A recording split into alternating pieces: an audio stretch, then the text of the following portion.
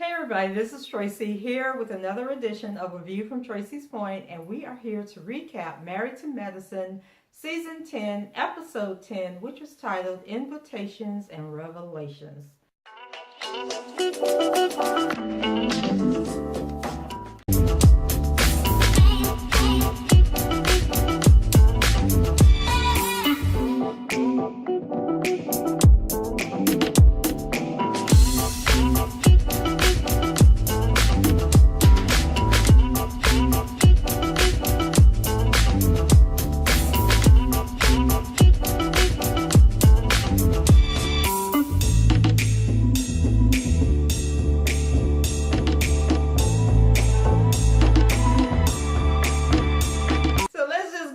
Bottom of this whole episode, we're gonna get into the recap, but basically what this episode amounted to was Dr. Heavenly wanting to take over the annual couples trip just so she can be mean and spiteful and get at Mariah by not inviting Mariah to come on the trip. But as you can see, it isn't going to be that easy, so let's go ahead and get started. So the show opens up with Toya, Eugene, and the boys, and they're talking about what clouds are made of. So Eugene says that clouds are made of water, and the kids are like, yeah, that's right. And Toya was like, did y'all really know that clouds were made of water? And I'm like, okay, so now we about to, everybody want to have a Portia on their show. So in To Rome for Love, we got Shay asking stupid stuff. So then I guess on Married to Medicine, we're going to have Toya in that role. So Dr. Eugene and Toya are still dealing with their financial issues, and they think they can see light at the end of the tunnel, but not so fast. So it turns out that the person who's been leasing their home, the home that they actually own for the last 3 years, has opted not to renew her lease. So now they got to figure out what to do with the house, because they're saying that the lady was paying $3,000 a month to live in the house, and that they may need to raise the rent on the house. But I'm thinking $3,000 a month. I don't know what's going on in Atlanta that y'all can be charging people this kind of money, but we're going to roll with it. So they're out at a little restaurant or cafe, and the realtor shows up. So they tell the realtor, you know, that they're thinking about maybe selling the house. And so the realtor lets them know that they paid like $500, and don't quote me on these numbers, $569,000 for the house in 2008, but now the house is only valued at like $530,000. But Toya thought, oh, okay, well, we probably could break even, and the guy's like, no, because you lost $30,000 in value. You're going to have to pay commission. You're going to have to pay to get the house like brought up to speed where you could actually sell it, you know, with repairs and that type of thing. And then I think he said like closing. Oh no, then they have to make up the difference on what they owe on the house and what they can get for the house. He said, so you guys can look to spend $60,000 to unload this house. Now, I was a little bit confused because I'm thinking that they bought the house in 2008 when it was like the height of the recession. Seemed like the values of homes at that point should have dropped significantly, so they should have gotten a good deal on the house, unless they're trying to, well, no, they would have gotten a good deal on the house.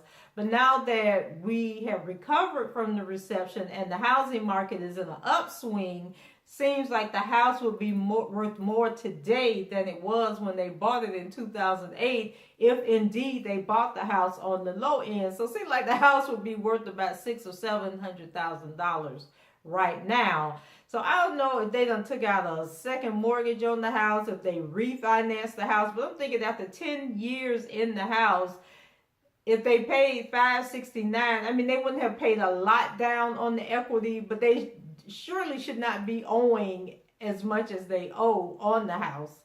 So I don't know. Like what kind of, I don't know what Toya and Eugene is up to, but the numbers aren't adding up. And it just seems to me that a house you bought in 2008 should be worth more today than it was in 2008. Here we go over to Dr. Jackie. And I'm going to be honest with y'all, I'm about sick of Dr. Jackie playing the victim, which I say in every recap. So she is upset that social media is saying that she needs to take ownership in Curtis going outside the marriage and cheating on her when she was the one that said, if I'm not what you want and you're not satisfied with me and you're not happy with things that go find you somebody else. So that's what the man did, and then he realized that what was out there in the streets wasn't better than what he had at home, or well, may be better than what he has at home, but I guess he's just in love with what he had at home. But anyway, so now she's feeling like, because social media is coming at her saying that, she has a part in all of what's going on in her marriage.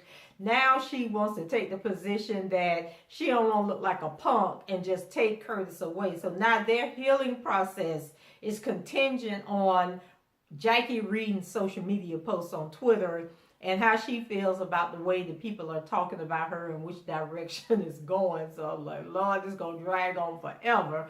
So Curtis takes her out to the park and they have a really nice picnic and, some more Publix food. And so he gives her this letter that he had wrote, this little love letter. He basically wants to take her to Paris because that was the first trip that they went on together. And so he wants to see if they can rekindle, the love that they have. So Jackie says she ain't interested, because then she had to be on a 9-hour flight and she don't know she won't be sitting next to Curtis for 9 hours on an airplane where all she got is time to think about, that he cheated on her. And once again, she just ain't trying to take no responsibility for the breakdown of her marriage.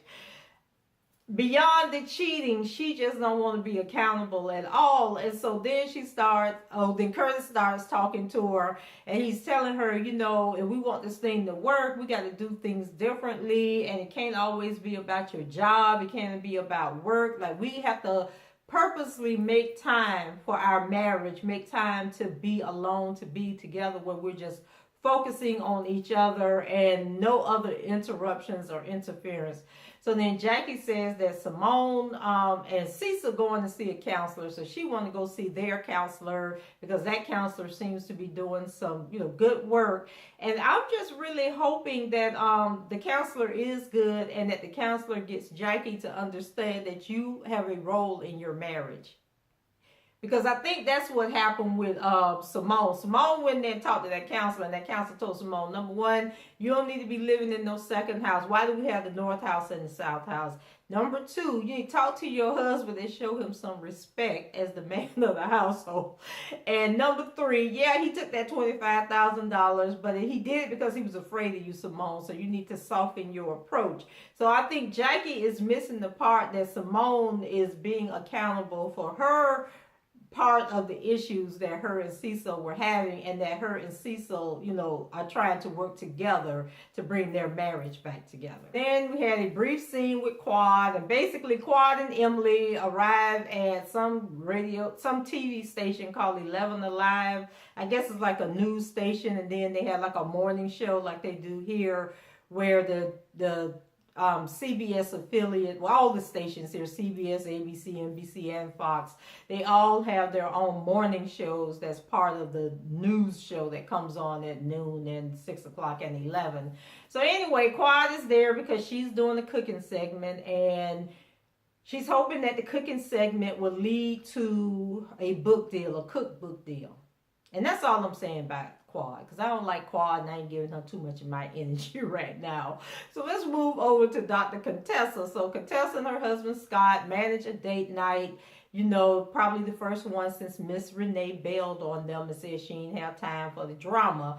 So Contessa is feeling, really bad that she's not there, for her kids, and she goes, telling him, I think she asked him, had he ever heard of daddy guilt before? So he was like, no, I don't think I've ever heard that term. And so she said, yeah, because only mommies feel guilt. So she's depressed and feeling mommy guilt because she ain't there. And she says that her mom purposely worked at night so that she would never miss any of their activities or events, and she could always be at the PTA meetings and all this. So then Scott looking at her like, so what you saying? You won't quit your job and be a stay-at-home mom? Because I ain't feeling guilty right now because we got to do what we got to do.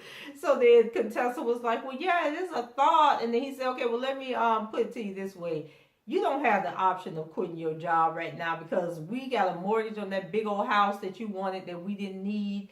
We got car payments on these luxury vehicles that we don't need. We got all these bills. So no, sister girlfriend, you gonna have to keep working. And so she was like, well, I wasn't talking about, right now. I'm just saying that this is something we need to work towards. But Dr. Scott said he ain't feeling it because he ain't about to be out there like Eugene, about to kill himself, working 2-3 jobs, 7 days a week, and then he missing out on his kids growing up because he think that he got just as much right to be at the dance recitals as Contessa has to be, and I agree with him. And I think that if you won't cut your hours, Contessa, so you can be home with your kids, that y'all need to put your house on the market, downsize to a smaller house, get rid of whatever y'all driving, the Lexus, the Benz, the BMWs, get y'all a Honda, and then you can have that life where you're making enough money to cover all your expenses. Only one of you have to work, or one of you can work full-time and the other part-time, and then you're there with your kids. Those are the sacrifices that you make for your kids. You don't go out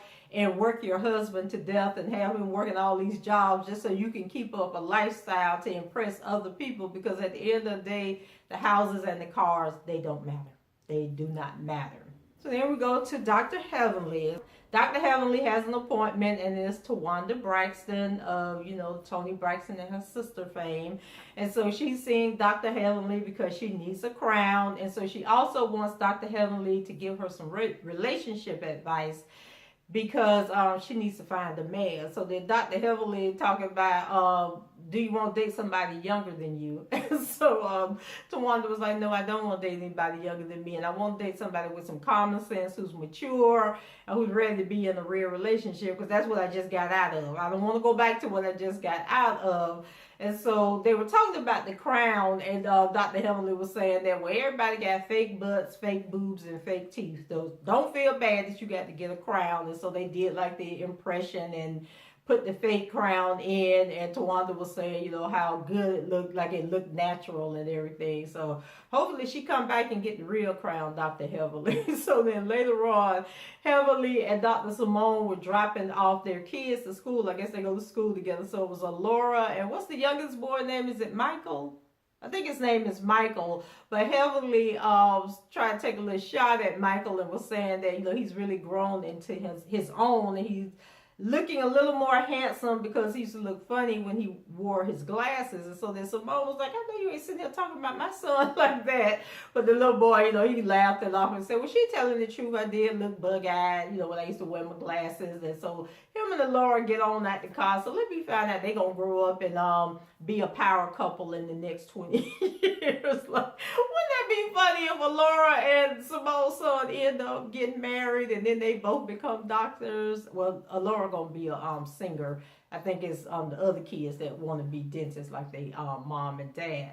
But anyway, after the kids get out the car, Heavenly let Simone know that since her and Cecil are having marital problems, they shouldn't host the couples retreat this year. They need to work on their situation. So her and Damon are going to take over the couples retreat, because Damon wants to go to Barbados. He's originally from Barbados, and I guess he hasn't been there in a while, like since he was a kid.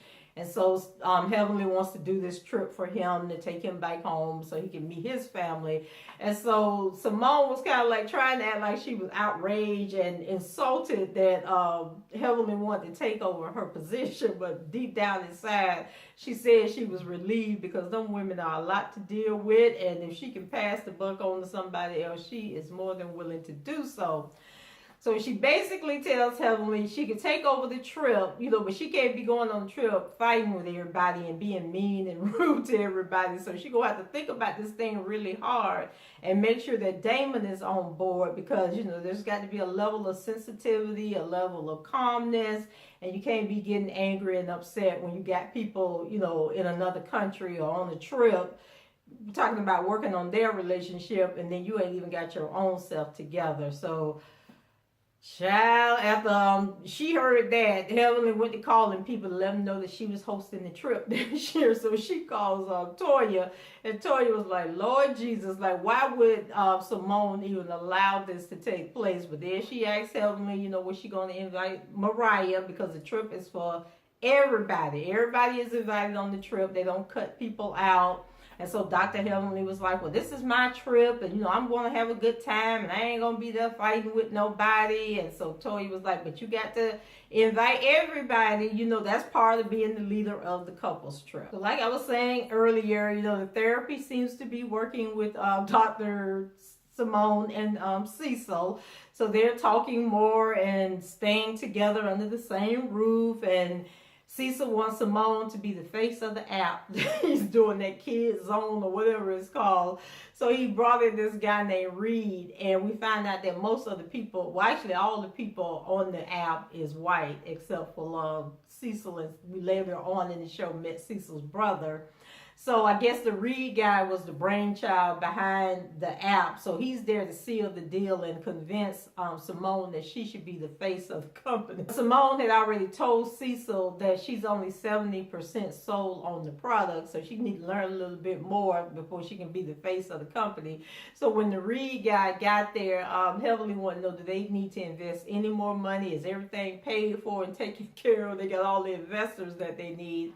So the guy said, well, you can't foresee expenses that might come up, but from what he can see, everything is looking good and they're in good shape, and he's in it to make money, not lose money. So that was enough for Simone to say, okay, I'm in, I'll be the face of this product. So the day of the release for the app party, and everyone is arriving. So Jackie walks in, and she can't wait to tell everybody about Cecil took her on that Curtis took her on that picnic and wrote her this love note, and how, she was all giddy and everything. So you would think that if her and Simone and all the other ladies were really close friends, that she would have called them, like she'd been walking back to her car, pulling out her cell phone and call them and be like, girl, do you know what Curtis just did? But no, she waited till she got to the party so she could tell everybody. So, they all get to talking and reminiscing about, I think Toya had wrote Eugene a love letter, and Quad read the letter at some other party that they had a few years ago.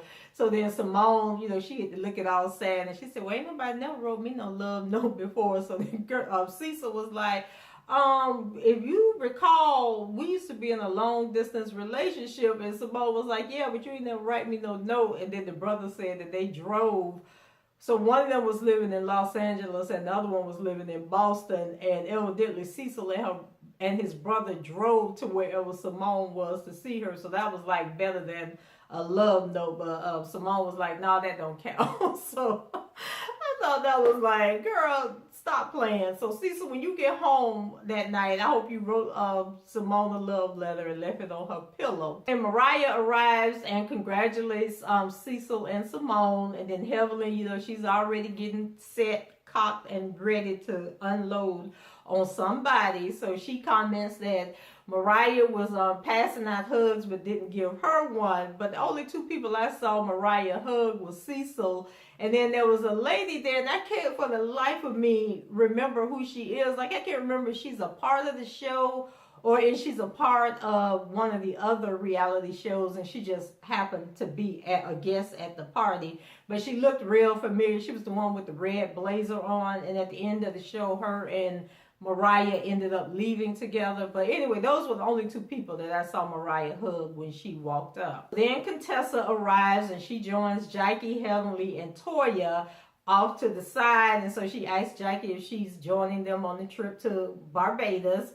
And so Jackie says that she's going, but she won't be bringing Curtis, and like for the second year in a row, like she's going to be single on the couples trip. So my question is, Jackie, why are you going on the couples trip? Like, if you're not going to bring Curtis with you, like, I thought the purpose of the couples trip was to help build up your relationships and fortify your relationship. So it seems to me like you're not trying to get back with Curtis, because this would be the perfect opportunity for him to come on the trip and you guys learn some little tips or tidbits or whatever to try and work your relationship out. So this is why I'm saying that Jackie is getting on my nerves, and I'm over this storyline with her and Curtis. If you ain't going to take the man back, let him go on and find somebody else. And if you are going to take him back, stop wasting valuable time, because we are not promised tomorrow. And this game might last a little too long, and then the time you do have left with him may be short because of some unforeseen thing that may be coming down the road. So So anyway, Contessa asks if Mariah is coming, and Heavenly admits that she has yet to invite Mariah. So of course this gets Toya going. So Toya says that she wants Mariah and Heavenly to talk because they can't, continue to have this tension hanging over them. And then on the other side of the party, we got Simone, and she's asking Mariah if she spoke to Heavenly, but Mariah says that she is tired of Heavenly. But Mariah says she's tired of Heavenly. Like, Heavenly is getting on her nerves. She ain't got no more energy to be putting into fighting with Heavenly. And Heavenly won't be talking about she all godly and Christian-like and on this Christian journey. But then she keeps falling off the path. And nobody has time for that. And I agree with Mariah on that case.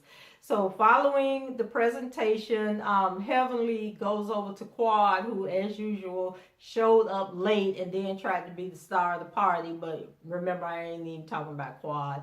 So anyway, after her little distraction.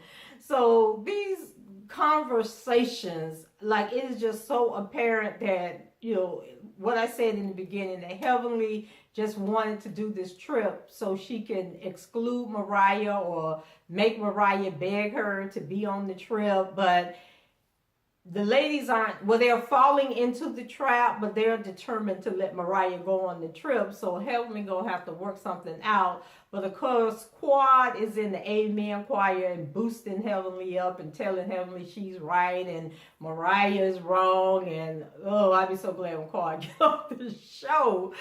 So the other ladies join in. So now we got everybody together. So Heavenly says that she forgives and she don't know why her and Mariah can't get along. And then Quad was, mumbling something off to the side. So Toya says that she's tired of the fake forgiveness. And then Quad, goes into one of her pointless monologues and like, well, who are you talking about? Say names. And Toya said, well, why I got to say names when I just pointed at you and her? So why I got to say names? I'm talking about Heavenly and I'm talking about Quad, And so Quad talking about she's being cordial or some foolishness. So anyway, y'all know they got to arguing and fussing and fighting and going back and forth and causing a distraction, in front of all this man's investors and partners and people from the community that they done invited out to this app release party. So then Mariah said she was done with it. She wasn't arguing with Heavenly. So her and whoever that other woman was, and I can't remember her name, they end up leaving. So then Toya is trying to talk to Heavenly and telling Heavenly that she needs to go apologize. So then Heavenly says she'll go apologize, but then Simone stops her and was like, remember you're on your Christian walk and that comes first and you got to have a forgiving heart and you got to be sincere. And Heavenly's like, oh, you're right. And so they gone out there to meet Mariah and the other woman who was standing at the curb talking. I don't know what they was waiting on. Maybe they was waiting on valet. I don't know. But anyway, they get to talking, and then Mariah, Heavenly apologized and said that, she wanted Mariah to go on the trip with them.